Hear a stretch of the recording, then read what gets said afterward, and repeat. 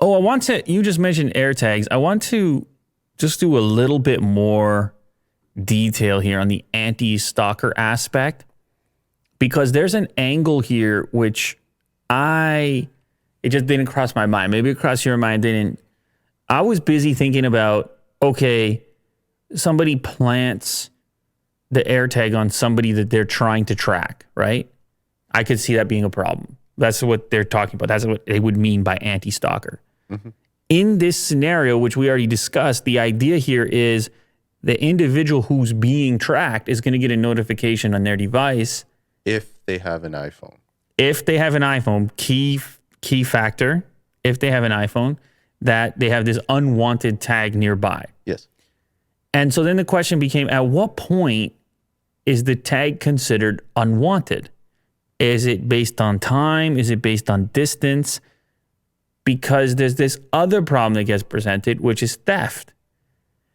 If the thief has an iOS device and decides to steal your camera backpack and all of a sudden gets the notification, unwanted AirTag, well, they just chuck the AirTag.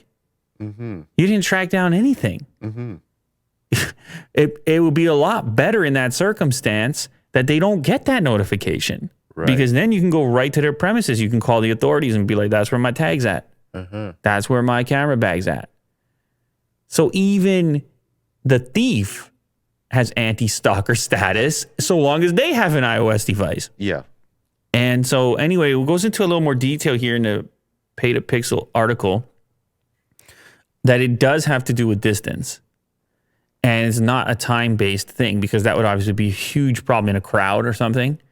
It'd be like, how many different AirTags are following you in those circumstances? Right. So it's a distance thing, combination in figuring that out. But Apple is going so far to say, like, look, this is for lost items you misplaced. It's not really for theft for that reason. Now, there are other products on the market that don't do all this.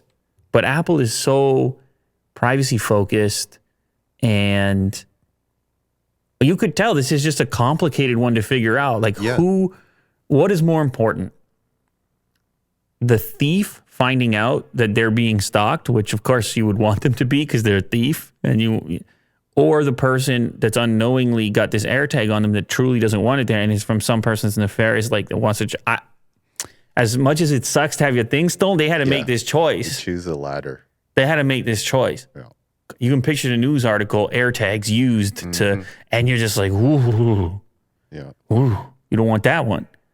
So now also, maybe if you know the thing got stolen or hijacked from you, you can immediately, I don't know if this feature exists, but maybe you can immediately no, you can't turn that aspect off. You're going to have to hit the authorities quick, because you're going to be able to track it for a bit until that distance is achieved.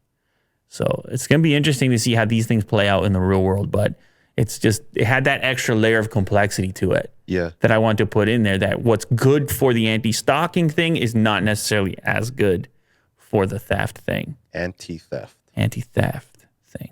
So